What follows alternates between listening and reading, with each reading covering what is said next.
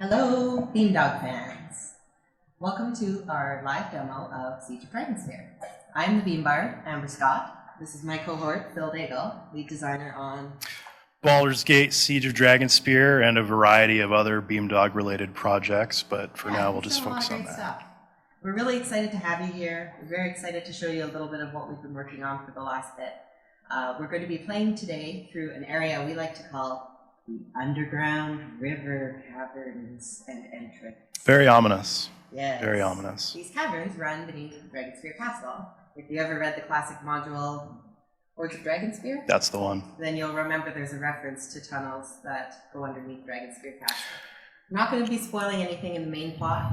You will see some, side quest characters. You will hear some of the new dialogue that NPCs have that we've recorded. But we're going to try and stay away from any major spoilers, so sit back and enjoy the ride. I thought we'd like to kick off this great live stream with a giveaway. You may have noticed that I'm wearing a one-of-a-kind, cannot be purchased in stores, Siege of Dragonspear t-shirt, which has this amazing dragon head logo, and then on the back it says, Baldur's Gate Siege of Dragonspear. We only have larges, unfortunately, but I'll pick one lucky person to win a t-shirt right now. Phil, do you want to tell them a little bit about what we might see today while I go to the random numbers? What you might see today. So as Amber mentioned, we're going to be playing through some areas called the Underground River. This is a river that is beneath Dragonspear Castle, so you're going to see a lot of cool stuff that's associated with Dragonspear Castle. In Baldur's Gate, Siege of Dragonspear, it's been seized by a crusade, and they're using it to shuttle supplies into Dragonspear Castle itself. So we're going to run into a lot of crusaders, and we're going to run into a lot of really crazy, cool stuff that lives underground, including a pretty messed up druid that I really, really like. His name is Farisk. You'll see him soon. Amber is getting a list together. The winner is, by my random number generator, Ooh, here we go. the user in chat name, Sabotin. So if Sabotin. you are Sabotin, please just send me a message on Twitch. I'm the Beam Bard, and let me know what your email address is, and I'll get in touch with you for your shipping address. Congratulations. All right, with that first exciting giveaway, I'll have 2 more t-shirts to give out throughout the stream, so stay with us. Let's go over to some gameplay. Yay, gameplay. Are we over? Oh. Let me know, Zach. All right. So I'm just going to be equipping Dorn very quickly here because I forgot to do that. As you can see, we've got this cool little equipment comparison section of the inventory now. So you'll get a quick idea of what items are better than others in certain categories. A lot of the user interface that you're going to see today is actually from an older build. We have a lot of surprises in store that we're not going to be showing off today, but you'll get a few sneak peeks here and there. I see in the chat that people want me to speak up, so I'll be sure and do that, and hopefully I won't blast your eardrums out while I'm talking. So here we've got Phil and his party. Phil's playing the pre-gen Abdel, who you may remember from such games as Baldur's Gate Enhanced Edition, Baldur's Gate 2 Enhanced Edition. He's also got Dorn, which is a Beamdog creation. He's a half-orc blackguard. We've got the classic Khalid and Jaheira. We've got our new NPC Glint, who's new for Siege of Dragonspear. He is a gnome cleric thief who worships Berdar Cloak Shadow.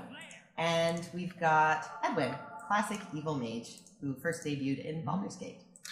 One of the cool things is that this is all new VO for most of these guys. So Edwin, you're hearing new Edwin voice for the first time in, I believe, 15 years. Same for Khalid as well. This was Jim Meskipin as both Khalid and Edwin. It's the same guy. Ooh, a trap. Yes, for those of you who are asking on the chat, Glint does have blue hair. He is the second from the bottom. That art was done by Tia, wasn't it? Yeah, she's one of our new artists. One of our artists. And mostly conceived by our writer, Andrew Foley. He's got a story about Glint in the last Dragon Plus if you want to learn more about this gnome. Hey, that reminds me, Phil. Somebody on the boards asked, are we going to have information about locations and factions and things like that, similar to the old Sword Coast survival guide that they did in Baldur's Gate Enhanced Edition? Yes, we are. Hell yeah. We've actually written a whole new in-character manual that's going to come out with Dragonspear alongside the gameplay manual. It's called the Field Report, and it's a report of a scout who is going through the area between Baldur's Gate and Dragonspear Castle and sort of making a report for the Flaming Fist on the different kinds of monsters he sees, the locations he passes through, and that sort of thing. So it's going to have a lot of great in-character flavor information about the area covered in this game. So I've just run into a dying myconid here who let out an extended belch as it died. That's how you really know that it's a Baldur's Gate game. Yeah, let's just let him die. I mean, I don't really have any personal connection to mushrooms, so... Oh, Glenn's got something to say here. All right. Yeah, that's good advice. We shouldn't tarry in this stench. If I had a nickel for every time somebody told me that, I'd have a few bucks. This is starting to get out of hand here. I am quite hungry, actually. I'm able to save him. Jahira, you're a druid. What's going on here? Yeah, we could go in there, although I'm a little worried about the stench and gases that are being released here. So let's go in a little further. Just going to let Phil run through this area for a minute or two so you can see some of the art that we've got going on here. You can see some of the animations and hear some of the VO. I think I just made a big mistake. Yeah, this looks like a mistake. This looks pretty heavily like a mistake. Fun fact, I actually wrote this subquest, and I got to decide what myconids sound like if they made a noise that wasn't telepathic. And I came up with Arg Margle, which got through the Wizards of the Coast review. They approved it, so I guess that's canon now. If myconids could make a sound as they were dying, it would sound like Arg Margle. We're really big on ruining canon here.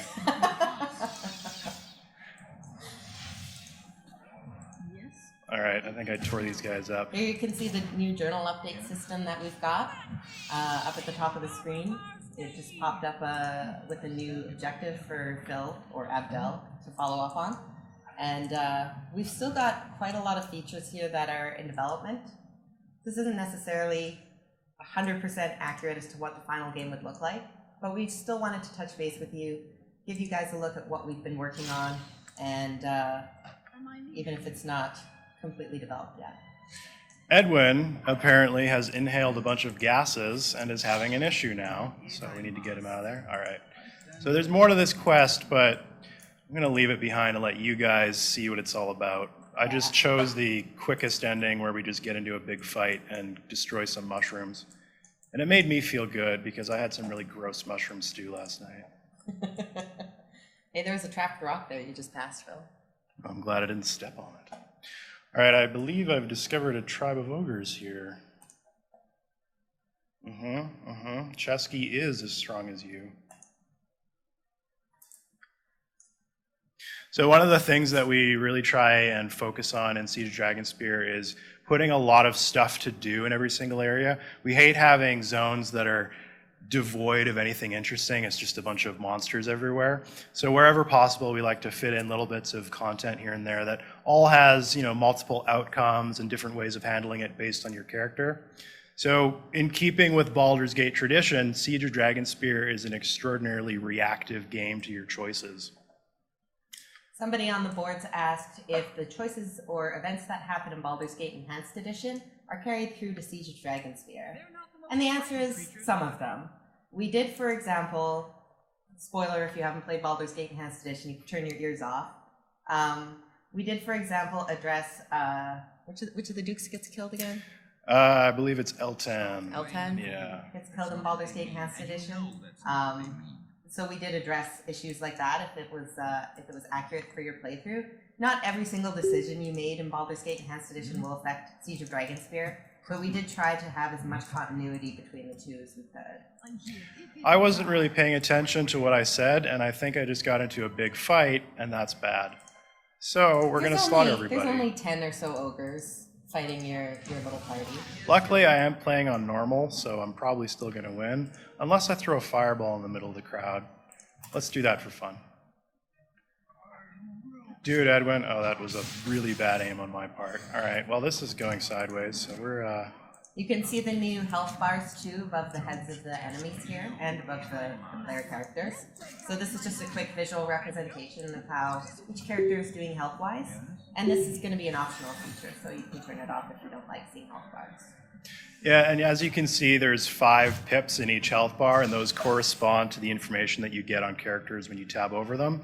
So uninjured, injured, badly injured, etc. So it's information that you already have, it's just presented in a cleaner way.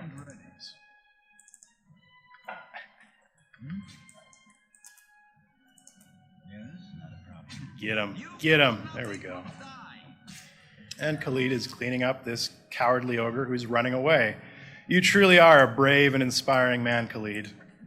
You just shattered him into chunks. So speaking of bravely running away, we also had a question on the forums as to what the most hilarious bug in Siege of Dragonspear is that we've had to, that we found so far. So here's a great story for all of you guys listening. In a recent test, we found an area where for some reason the Remove Fear spell had a reverse effect. So if you cast Remove Fear on somebody, it would actually panic them. And what's more, when you first enter the area, Dorn, who is immune to fear, would become panicked immediately. And a nearby NPC cleric would then try to cast Remove Fear on him, and all the party would get feared and just scatter to the 4 corners of the map. And that was pretty amusing to watch. That will not be going into the final, though. There are a couple bugs that we discovered, and we specifically decided to leave them in because they're hilarious and they don't actually break anything. I'll let you guys find them. They're features now, actually. Technically, they're features. Yes, it's not a bug, it's a feature.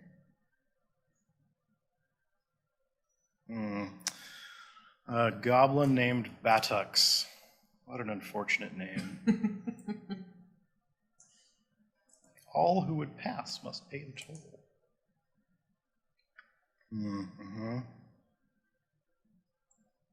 I think we can probably safely say that Siege of Dragonspear is the Enhanced Edition game with the most named goblins of any Enhanced Edition game. And there's a reason for that, given that there is a goblin party member that you can recruit in this game. You won't get to see her today, but McKin is a goblin shaman who can summon an unlimited number of spirits. And I believe outside of the secret NPC that's in Baldur's Gate 2 Enhanced Edition, I believe she's the first monstrous NPC in mainline Baldur's Gate. Yeah, I really want to show off McKin. We have plans to do more of these live streams over the next couple of months, I guess. And I'll be trying to promote them more and always have updates on the Beamdog and through our newsletter as to when we're doing more live streams. And the shaman wasn't quite ready for a playtest on this go-through, but I definitely want to get McKin up here. Someone was asking on the boards how her ghost summoning ability works. Is it a spell? Is it an ability? So shamans can cast spells, druid spells, or a limited selection of druid spells, similar to the way a sorcerer can cast wizard spells. And then her ghost dance ability is separate. I think Alex is in the chat room, so he might have some more information on that. Either way, it's super cool. And nothing is more impressive than when the enemies come at you and you've got a wall of ghosts protecting you. Ooh, a spear. Let's see what this spear's all about. Spear +1. Aw, I've already got a badass axe. Look at this thing. It's got a great history. It's another thing you're going to see in Baldur's Gate Siege of Dragonspear. We have added an absolute crap ton of new items, and every single one of them has a cool little bit of history and a really awesome little illustration. Most of them were done by our artist here, Mad, and she's got an amazing talent for building these little sketches that fit the Baldur's Gate feel, but add a lot of character to the items. I'm just going to slaughter these dogs here. While Phil slaughters some dogs, I'm just going to address a couple comments from the chat window. Yeah, I did say that we're going to have live streams for the next couple months. This is part of an ongoing initiative that I've got to try and just communicate more with our fan base and show you more of what we have working on. These live streams will be Dragonspear, Icewind Dale Enhanced Edition, Baldur's Gate 2 Enhanced Edition. So that's not tied to the release of Siege of Dragonspear. That's just something ongoing that I want to be doing, and I have it planned out for the next few months. We're not going to be announcing the Dragonspear release date today, but do keep an eye on the Beamdog. We've got some announcements coming up in the next few weeks that I think everyone's going to find pretty interesting. So definitely keep an eye on the blog. You can also follow us on Facebook and Twitter, but I love the Beamblog the best because it has an adorable name, and it's kind of like one of the first projects that I was given control over when I came to Beamdog, which was almost 2 years ago. I can hardly believe it. And yeah, so it's got a special place in my heart. I also saw some people ask about soundtracks and about box sets. Don't have any information on that right now, but again, keep an eye on the Beamblog. I'll also post links to the forums as information becomes available, and try and just communicate regularly with you guys. Oh, Bill, what have you found here? I believe I found some druids that are trapped in vines, How can you tell they're druids? Well, because they've got green hair. So in Baldur's Gate, when you have bark skin applied to you, you get some sweet grassy hair, which has always been a fantasy of mine because, well, there's obvious reasons.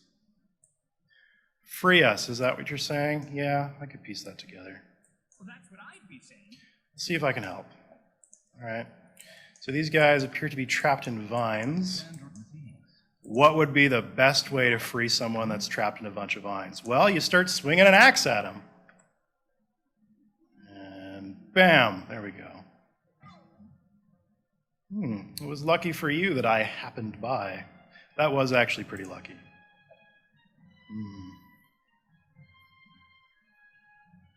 A dark and corrupted druid circle. So druids have always been sort of the forgotten class in the Infinity Engine games because people don't really like druids that much. However, druids are actually super cool, so you're wrong if you don't like them. So we created a quest that centers around them, and there's some pretty great druid equipment in here. This was actually the first quest I ever wrote when I came to Beamdog, which is why it's kind of long.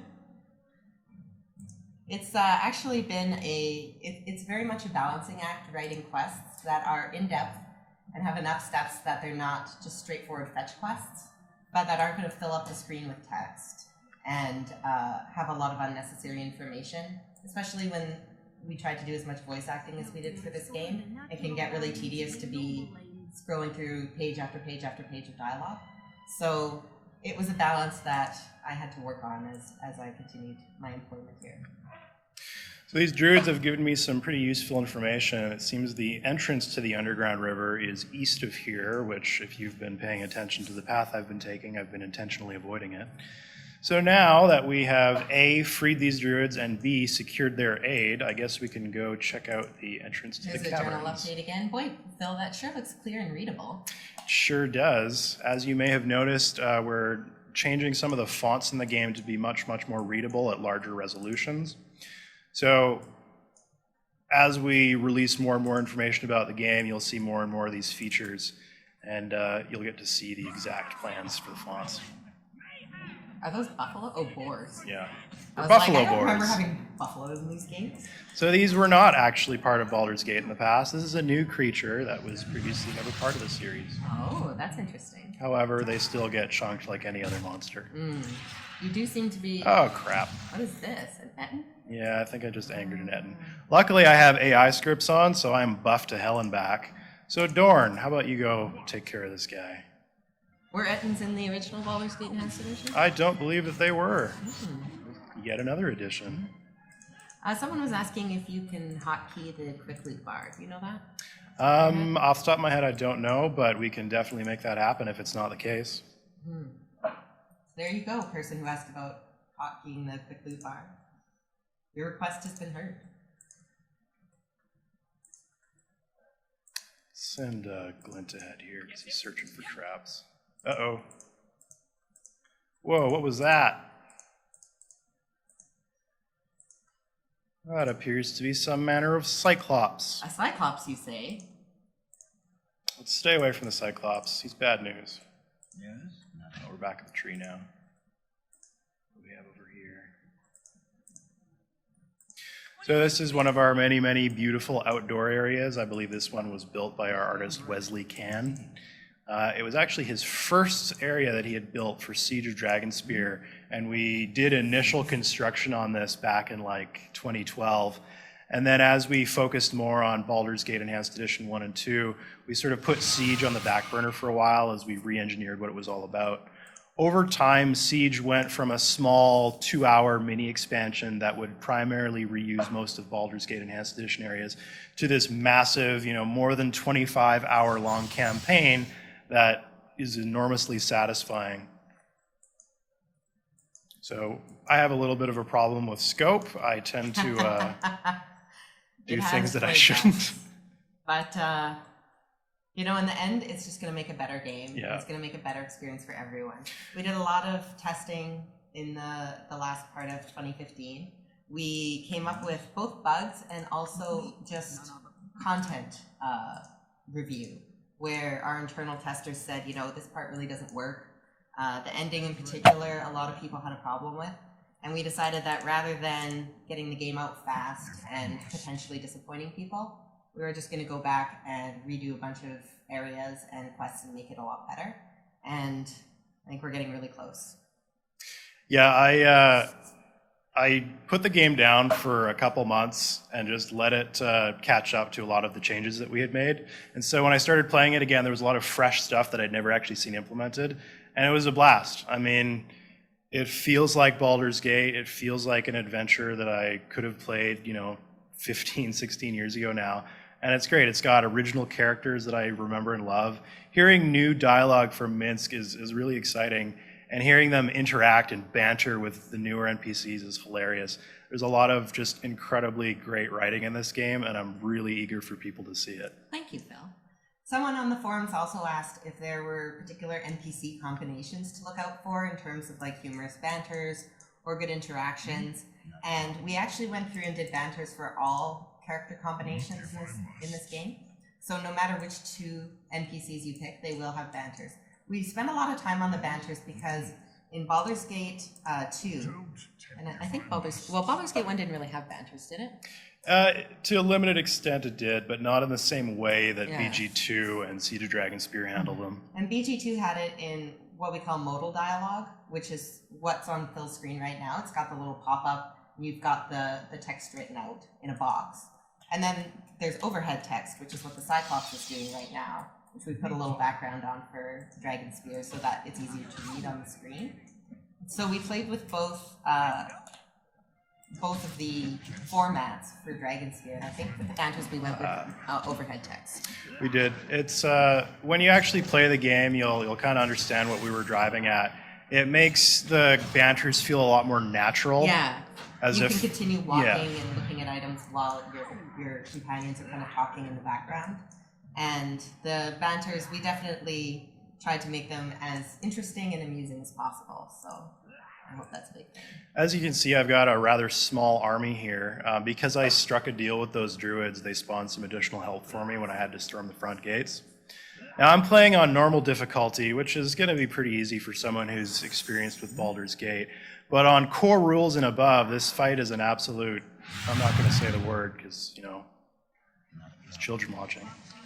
But it's tough.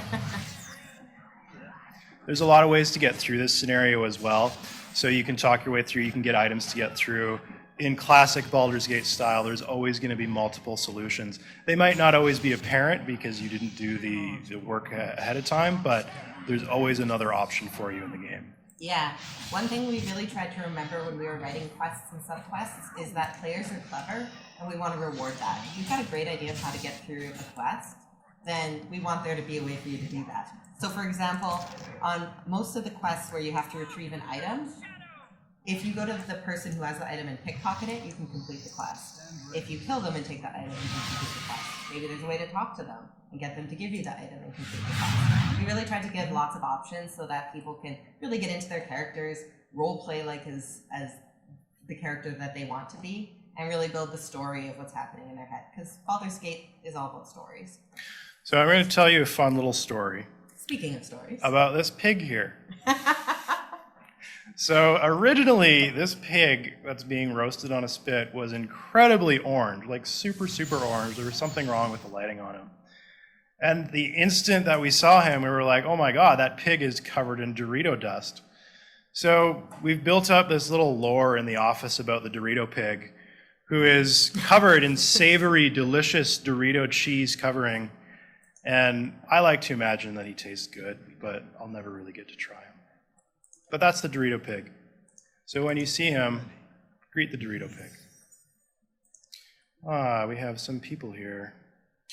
Stop where thou art. I know somebody else who talks like that. However, she's not presently in the party. So I have a fun story about these two NPCs. So this is a sub-quest over here. Julan is the Witch Loren, and Riga is her bodyguard. And we try to voice as much of the main party as we can. So when we started doing voiceover work, our sort of order of operations was to voice all the companions, to voice all the critical path characters, so the villain and so forth. And then when we looked at subquests, we would do maybe like the first line of dialogue, or if it was a really interesting character, a couple of lines of dialogue would be voiced, and the rest would be handled regularly with sound sets. Julan was voiced by Kendra Connor, who's like a local Edmonton actress. And when she got in the booth and we kind of came up with the voice that she was going to use for Julan, we liked it so much that we wound up voicing the entire exchange. And then we brought, I think, Mark Meir in to do Riga, just because we had so much fun with her. And I think we didn't have her whole script printed out, so Andrew had his laptop with the actual like dialogue document in it that we just put in the booth with her, and we're like, read off the screen, you're doing great. So it was really fun to be able to have that flexibility where if something was working really well, we could run with it. And if something, we got into the booth and a voice wasn't very interesting, we could just cut it and make room in our budget for more interesting voices. So this quest is actually really a lot of fun. However, because we don't have Minsk and Diner in the party, I'm going to let you guys see it when you actually get the game. But the interaction between Minsk and another berserker from the Ice Dragon Lodge is a lot of fun. And the contrast between Julan and Dinah here results in some interesting stuff that you have to do once you reach the underground river. So look forward to that quest. It's probably one of my favorite pieces of dialogue in the game. So we are entering the underground river now. So again, the underground river has been seized by Kalar's crusade, and they're using it to shuttle supplies up into Dragonspear Castle. At this point in the game, we've already reached Dragonspear Castle, and we've done some skulking around, and we've been given a mission to investigate the area beneath the castle, and if possible, to sabotage it. However, my entire party seems to be rather exhausted, so I guess we should rest first. There we go. Look at that beautiful fire. So wonderful. I feel like I'm camping right now. Oh, crap. A bunch of spiders came out of the cave. Some people were asking about the voice actors. We haven't released a full list yet, but as you can hear, although I'm hearing in the chat room that the volume on the game is a bit low, that Jim Meskimen came back as both Edwin and Khalid. He was the original voice actor for them. We've confirmed Jim Cummings back as Minsk.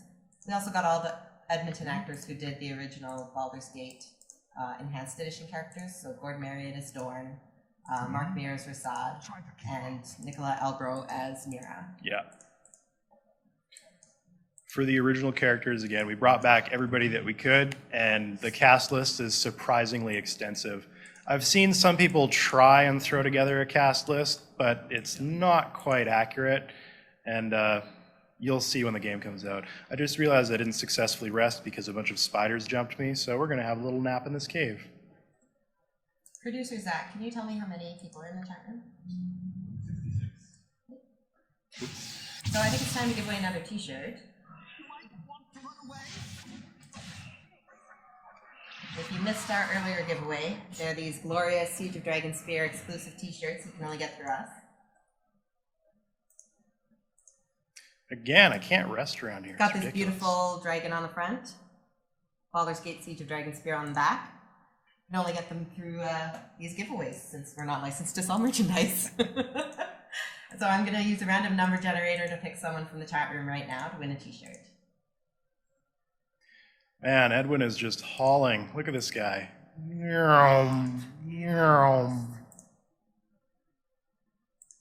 Anyways, let's do a quest. How's it going, Ladle? I am Oh, right, I killed all those Crusaders out front. It was, yeah. And Ladle's voice actor was in an earlier game. Yeah, so Ladle, Bortle, and Tartle are actually part of the same family. Bortle and Tartle, I believe, were in the Black Pits 2, and Ladle is the same voice actor as both of those guys. This is an underground supply depot. We receive supplies for the castle here, then transport them up to Dragonspear. Not a glamorous job, I'll admit. All right, so the winner of the t-shirt, who's currently in the chat room, is the user named Helmout. If you are Helmout, please just send me a private DM on Twitch. I'm the Beambard, and I'll get an email out to you to get your shipping address for your free t-shirt. Congratulations, Helmout.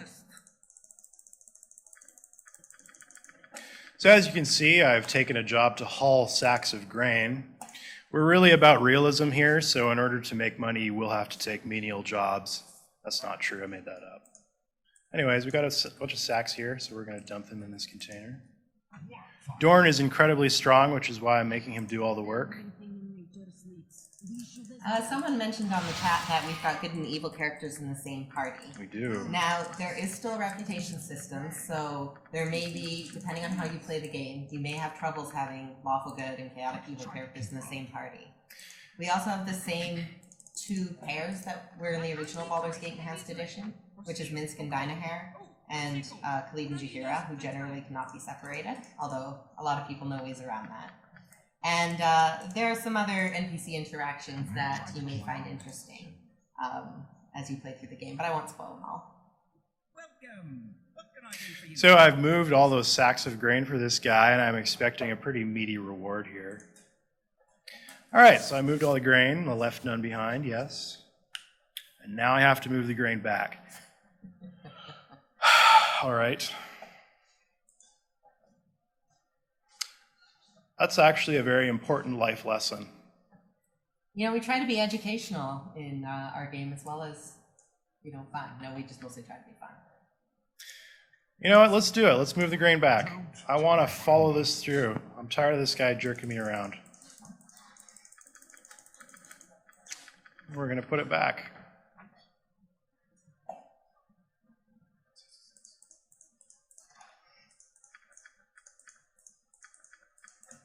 And it's a good thing Dorn has a strong back, because this would have been really irritating. I recommend not coming into this and doing this quest with an 8 strength character. Maybe zoom in on some of these kind of just item areas so you can see some of the detail. We tried to put a lot of these info points in the game so that you get a lot of world flavor. And like I said, we put that light gray background on the overhead text so it's easier to read. Yeah, there's a lot of really small UI tweaks we've done in addition to the large stuff that you'll see later. And a lot of them are just little tiny quality of life improvements, making things easier to see, easier to read, just generally making the game more pleasant to experience. So I moved all the grain back. What do you got for me, Ladle? I moved that grain again for you. What can I do for you today? See? Perseverance. It pays off. And now he's proud of me. Except when it doesn't. Leave me be. And we're off. What did I get? I can't walk What did I get? Where is it? By the gods, let us rest. Morning Star. Well, we'll Maybe figure it spend out a little later. time on the inventory screen, show people some of what we've got there. Yeah, so in the inventory screen, as you can see, when you pick up a weapon, it'll tell you how your stats are going to change, your THAC0, your damage, et cetera, et cetera. As well, on the right-hand side, you can see that certain portraits are highlighted. This means that this piece of equipment is probably good for that person. Now, obviously, in Dungeons & Dragons, it's not a linear progression path. There's going to be a sword that's +3 against trolls, which is great in certain circumstances, but if it's only +1 in every other circumstance, you're probably not going to want to use it. So it makes it easier to very quickly get an idea of what the equipment changes will be, but you still, you're going to have to put some thought into what weapons to use against what monsters. So there's still a lot of tactical decisions that you And have what to make. can you tell us about where it says ground 1 of 1? So you can dump stuff on the ground quite easily, and now you can page through all the stuff. So let's just dump everything down there. But anyways, there's a lot of minor changes here. We have a lot of great plans in the future, and you're just seeing sort of the tip of the iceberg here. So would you say it's fair to say that Siege of Dragonspear is going to be an incredible experience for modders? Yes, so with our new user interface system, and I know we've talked this up a lot, and you'll get to see more of it when we release the game, but it's so incredibly powerful that modders will be able to come in and essentially create their own user interfaces for the game. You get to move things around easily. You can create entirely new connections between screens very, very easily just by modifying a few files that have very, very simple syntax. There's some learning curve involved, but if you're a modder now, there's a good chance that you're going to be able to make the mods the UI mods that you want once Siege of Dragonspear comes out. And as well, the system is going to be ported over to Baldur's Gate Enhanced Edition and Baldur's Gate 2 Enhanced Edition, and eventually Icewind Dale Enhanced Edition. So all of the Infinity Engine games are going to have an entirely new UI system that's incredibly powerful for modders. There's Ferrisk. So now we've entered a section of the underground river that is sort of overgrown with plants and fungus and whatnot. And Ferrisk, this dark druid, has sort of made it his home and is twisting the creatures within. Jahira, a druid, understandably notices that something isn't right with this guy. I am a follower of Heffernan. Let me pass. So there's certain bits of the story here that you're not quite going to get until you play the game, but there's hints as to what the plot of the game's all about, beyond what we've revealed already. Here's a nice journal update again. Man, I keep forgetting that my whole party is exhausted. Should probably fix that up at some point. Yeah, let's rest here. Got a nice little flowing river here. You might not be able to see it very well on Twitch, but on the actual game, you can see this really cool flowing water. Ah! Oh no. Believe it or not, sleeping underground in caverns that are infected with dark druid magic isn't great. Bad things happen to you. Luckily, we're playing on normal. Ah, Glint got level drained. Glint, buddy. I'm having a real tough time here right now. This is another new monster in the game, the Treant, which is not the tree monster from Lord of the Rings. It's different. It's totally different. It's very different. They are nowhere near the same creature. Let's try resting again. Oh, crap. Oh, Abdel, you lovable scamp. Abdel is a little berserk right now, and he is taking issue with Glint, so this is a problem for me. Here, how about you fight him? Because you're useless. Do you remember how many lines of dialogue we had in Siege of Dragonspear? Too many, some would say, but a very, very large number. I think we voiced 7,000 lines or so of dialogue, and that's across all sorts of characters, NPCs, quests, everything. Someone on the forums also asked what our favorite new companions are. I'd have to say mine is Corwin. She's a ranger. That was another question, not a fighter. And she's a member of the Flaming Fist. She's got a lot of backstory. There's a lot of ways you can learn about kind of her history and her personality. I'm having a real tough time sleeping here. Have you tried going back to like the camp? Maybe the camp is safer. I could, but I like to live dangerously. Also, Corwin, I believe she's an archer kit. So right. She is a ranger, but she's got the archer kit. That was another question that people had asked. I was really excited to add an archer kit to the game because A, they're ridiculously powerful, and B, we didn't ever have an NPC like that historically. At last! I'm all rested. All right, let's explore this cavern. Glint, how about you go first, despite your level drain?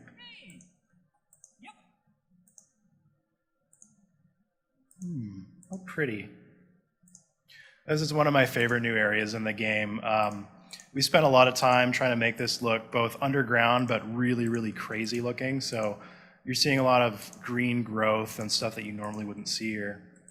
We were inspired by the Underdark level from Baldur's Gate 2, but we didn't want to do an exact copy of its style and function. Someone on the chat, asked if the new companions have personal quests. To a degree. Glint and McKinn both have fully developed subquests that are personal just to them. Corwin has a smaller personal quest, and Vulcan had a quest, but it was cut for space requirements. And but I really liked it, so I'm hoping that we can bring it back in like a patch or something. Don't test me. Yeah, there's a lot of content that we built for this game that we decided to cut in the end. So this has been the end of a very long process of revisions and improvements. Basically, we could just keep making this game forever. We have so many ideas. We're so excited about the content. And we got to a point where we're like, look, we have to either stop creating and start testing, or this is never going to get released. And so, sadly, we had to kill some of our darlings and a couple of quests and NPCs. And I know Andrew will always remember one fondly. But, you know, there's always the future. So you may have noticed that I'm not playing particularly tactfully, but it's rather hard to play this game seriously when you're also trying to stream. So I'm just going to plow through everything. We should get up more north to Myconids. that other cave where we can see the water. Yeah, let's go up here after we deal with these gross mushrooms. Mushrooms just don't like you. Look, now you're hallucinating. Maybe I don't like them. Maybe that's the way it is. You have to go back through the Crusader. Yeah. Oh, yeah, I have to go up there. Ooh, I heard there's some sick Crusaders nearby, though. Oh, that's true. They don't sell. Someone just asked about timer quests. There's no critical quests or companion quests that are on a timer. There's at least one subquest that has a timer because somebody's sick, which is the one Phil's looking at right now. Other than that, we don't really have a lot of timed quests. There's a few battles that have some timing elements, but they're very clear when you get to them and you'll recognize what you need to do right away. Sometimes you have to walk the line between being challenging and being frustrating. Yeah. We tried to err on the side of challenging. You know, we don't want people to quit the game in disgust and be like, this is impossible, I had no idea. So we are getting deeper and deeper into the I caverns love here. those fireflies, by the way. Alex T brought them in from Icewind Dale, I believe. Yeah, they add a lot of life. Yeah, they're just beautiful. This is one of my favorite areas for art. Careful, Abdel. I do not like the looks of this.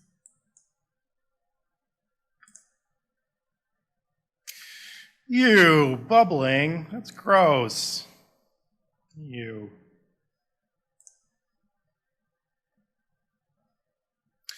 Glint, you've got some skill with the healing arts. Get in there. I promise I'll be gentle. Oh, Glint. Let's see what we've got. Oh, bother. Bother me with a broken stick. No thanks. Good, sir.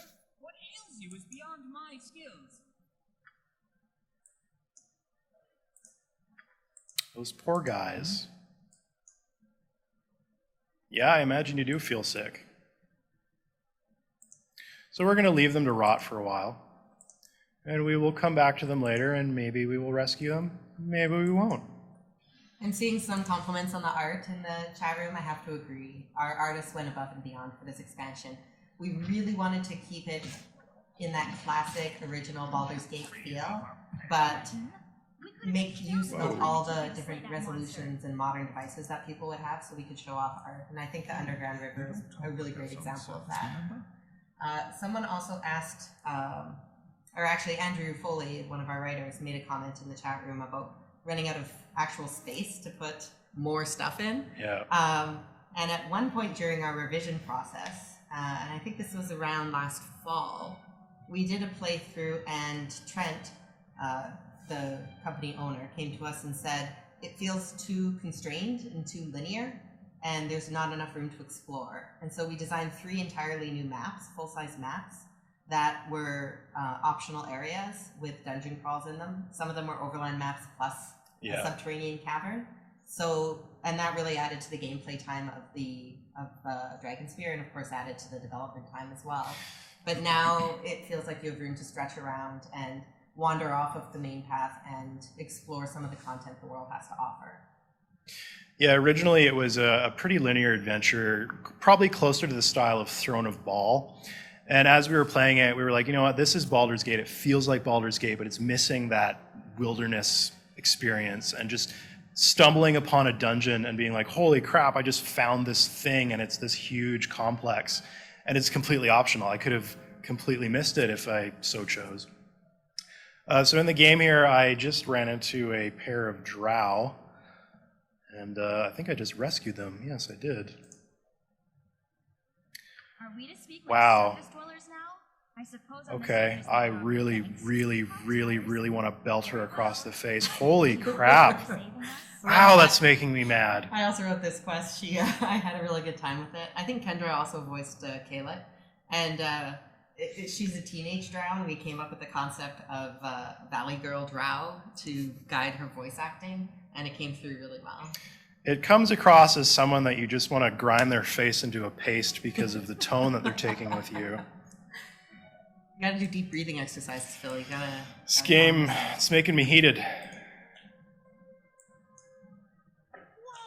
She does sound a lot like Mira. In the booth, we actually have to be very conscious that Kendra sounds a lot like Nicola Eldrell. Whoa, And steer trap. her away from voices that might confuse people and sound too much like Mira. Voice acting was interesting. That's something I'd never done before I came to the company.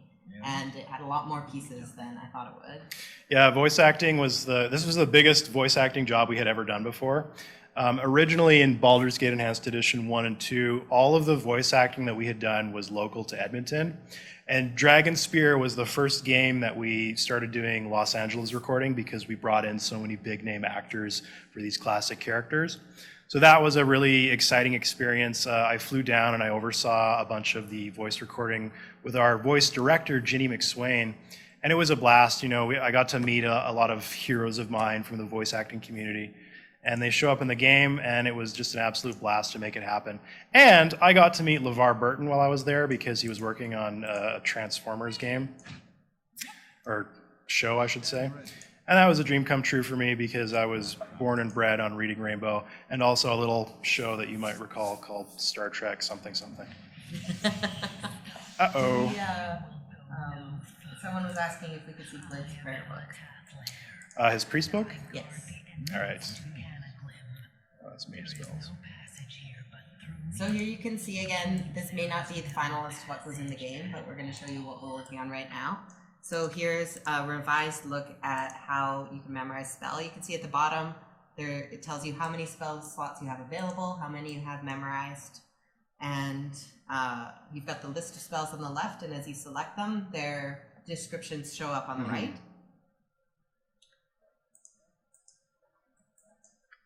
I came to Beamdog after working in tabletop game writing for a long time, and one of the hardest things for me was going back to second edition terminology like memorizing. I've been so used to saying prepared spells for like 10 years that fortunately Wizards of the Coast is really big in supporting us and provided us with like all their second edition manuals and so forth.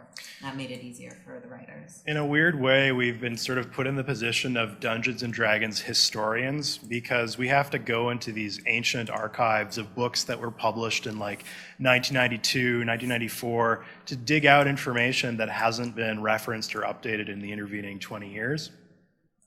So it's been a lot of fun both seeing how D&D was and how it is now, and the sort of the transition that they made from second to third to fourth to fifth edition.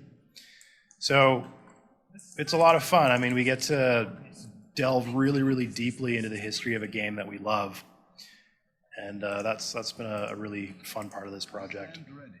If anybody out there is interested in the history of Dungeons and Dragons, I recommend a book called Playing the World by John Peterson, I believe. It details the sort of the dawn of role-playing games back in the 70s and 80s, even going a little bit into the late 60s. So I heavily recommend it. Uh-oh, what did we just stumble upon? Those are Sahuagin. I've come too far to go back. You doughy gill slacker. I can always tell Andrew's dialogue because he's so creative. So one of the things that we were very, very careful to add a lot of in the game are dialogue responses that are dependent on your ability scores. So a lot of this stuff will go differently based on the character you're playing if you've got high strength, charisma, et cetera, et cetera. So the game is very responsive to your particular character. We also tried very hard not to have anybody say Sawhagen in a voice line because nobody knows how to pronounce that. Sawhagen? Sawagen? So Hwagen. I don't know. Hwagen. There you go. Haagen-Dazs? There you go. That's what it is. It's Haagen-Dazs. It's Haagen-Dazs. That's what it is. All right, get through this. We only got about 10 minutes left. Really? Yes. Man, this has flown by. Sorry, guys. Okay, we're going to speed through this. Well, we don't have to speed through, but I want to see the, Oh, the caustics. Yeah. yeah. So as you play the game, we've made pretty liberal use of our system for embedding videos into the game world. And what that means is that we can have much more rich-looking animations that are really, really cool looking. Oh, right. The spectacles of spectacle. Should we tell them about the spectacles of spectacle? Maybe let's save it for All right. time. Unless we have time. I'm just gonna let people know that early in the game you find some eyewear called the spectacles of spectacle. From potentially a familiar face. Yeah, if you've played the Black Pits, you might recognize this guy.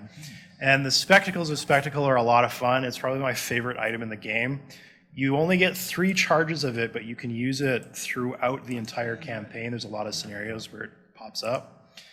And it's just a blast. So as you play through the game multiple times, you'll get to use it in a bunch of different ways. And there's a lot of fun things you can do with it.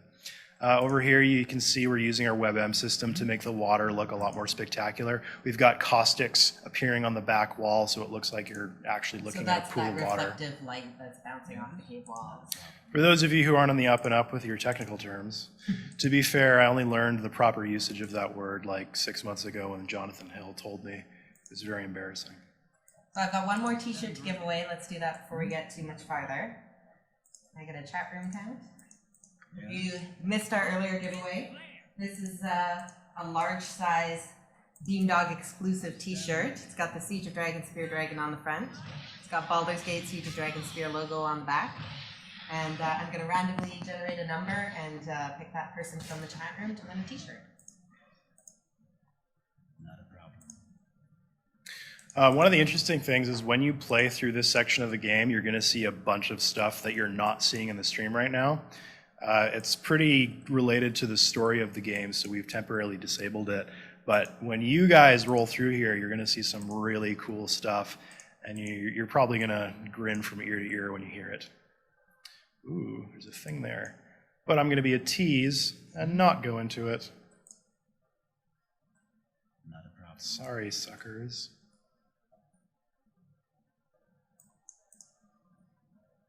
Yes, I see. Okay, so the winner of the t-shirt is the chat room chatter with the name Sup01. So if you are Sup01, send me a PM on Twitch. I am Beambard. And let me know your email address. I'll get in touch with you for shipping information. Congratulations on winning the last of our exclusive t-shirt giveaways. So you might not be able to see it on Twitch, but we've added fog effects to the game. It's kind of hard and subtle right now because of the compression, but there's these rolling banks of fog moving through here, and it looks really, really, really cool. We've added this system to a lot of areas in the game, and modders will be able to take advantage of it. You can put fog in your areas, you can color it the way you want, et cetera, et cetera. It's basically another weather effect. It's just a little more in-depth. All right, What we do still we got have like here? 7 minutes, so if you want to go back and do the spectacles, you can do it. Whoa. Uh-oh. Uh-oh. Uh-oh. Yeah, that's a drider. Okay, we have problems. This assault benefits. I must get by, so I'm going to talk to you guys later. So because we're giant lore nerds, anytime you're speaking with the drow or any other race that has a lot of custom dialogue, we like to sprinkle it in there. So, you know, Blath, Bunjiro, we're all about that stuff. So if you're a big fan of old school D&D novels, you're going to be very, very, very happy here. Ah, these must be the guys that were in connection with those drow that we ran into earlier. Ah. Lost in the tunnels. Bide here a time, I will seek them out. Is there a way to show or to have the viewers listen to some of the sound sets? Can you click on some people just repeatedly? Oh, there's Abdel, there's Dorn. Yes, I stand ready. Yes. What? Quickly. Just make him attack somebody. Nope, he didn't say it. He's not interested in talking. There's Jim. What is it? Can I help you? Yes. So their dialogue is a little bit of a mixture of their original script and new stuff, but all of this is brand new voiceover work.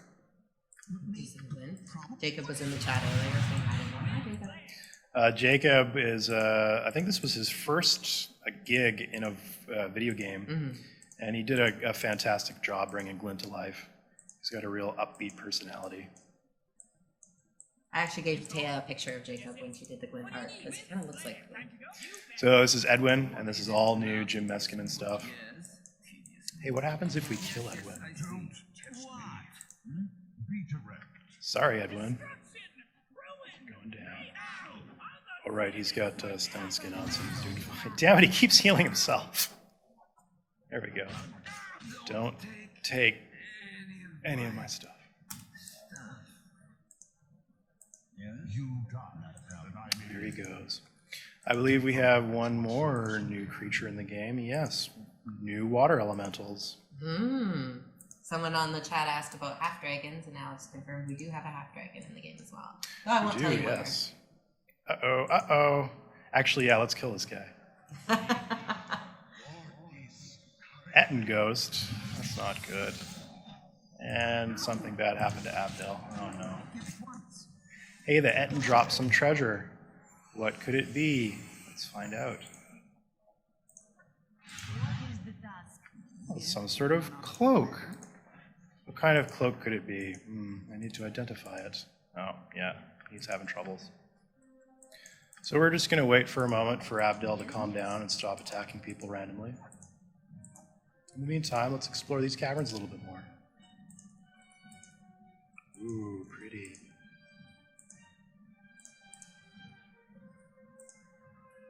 Okay, I get it, Abdel. I get it. Stop. Cut it out. Come on. Come on. Stop it. Cut it out. Am I needed? I see. I'm here. Now what? Yes. So mean to me. I can also confirm that Octo Shark Dragon Trolls are not part of Siege of Dragonspear. Sorry to disappoint. Although, we should write that down. Octo Shark Dragon Troll. Octo Shark Dragon Troll. Yeah. I'm going to go ahead and veto that one. Feel like it isn't going to fit the image we want to portray. What is the task? I see. All right, Abdel, I'm getting real tired of this. Let's just rest. Can't rest this time. He's just mad sometimes. Poor Abdel. Poor Abdel. It's true. Phil's favorite thing to do is veto our great ideas. Okay, well, we're just going to leave. I'm leaving you behind. We've only Ooh, got 2 minutes left. So. we have an exciting little quest here. Yeah, are there any additional questions from Twitch? This would be the Last time to chance. answer them. I got a lot from what was on the forums. We didn't hit absolutely everything, but Oh, you know what I wasn't... some things we can't talk about, obviously. You want to talk about gear? Bringing gear in from PGE? Oh dear, Abdel, what have you done? Yeah, so in Baldur's Gate Enhanced Edition, your gear will carry over to Siege of Dragonspear. And in going from Siege of Dragonspear to Baldur's Gate 2 Enhanced Edition, we've added more items that will carry across. You're not going to be able to just take your exact gear, go into the room next to Irenicus' starting room, and just grab everything, but more stuff will be transported to the other game, and you'll find it in more interesting spots. And Abdel's just causing a ruckus here. This was If a you mistake. tuned in late, no, we do not have a release date yet for Dragonspear, but keep an eye on the Beamdog over the next couple of weeks. We're going to have a bunch of announcements hopefully coming out, and all of your updated news in regards to anything Beamdog will come through there. You can also follow us on Facebook and Twitter. Our blog address is blog.beamdog.com, and we're Beamdog on Facebook and at Beamdog Inc. on Twitter. God damn it, Abdel. You've ruined this stream. Maybe we didn't check off the mature language box on our Twitch stream. He's just gonna pound away on me forever. This is terrible. Oh no. Try to keep up. Well, sorry, Abdel, you have to get put down.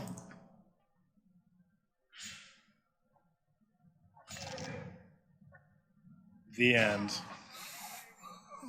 Is there any toilets in the game? Do we put outhouses or anything in it that you recall? There actually are several ditches, yes. That's true. I think there's one humorous NPC exchange that has to do with certain bodily functions. Digging a hole and doing Yeah. something with it. Well, I didn't get to show you guys everything that I wanted to. I wanted to show you that cloak. I'm just going to spoil what it is. It's the Ettin's loincloth.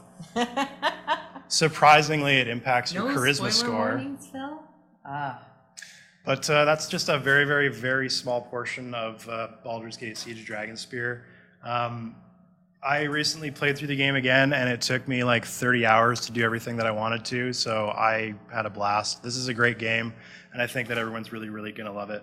And over the next few weeks, we're going to be releasing some very critical information that people have been begging us to release. So please stay tuned to the Beamblog and our Twitter, and we're going to be doing more streams as well. Really looking look forward forward to to it. streaming with Phil again. Maybe next time I'll get to play. That would be nice. Yeah, it's probably better that you play, because I can't talk and play at the same time. I don't know. Everybody seems to like it when you play, though. So yeah, do keep a look on our Beamblog. I'll announce upcoming streams as they come. And thanks for joining us today. Have a great weekend, everyone.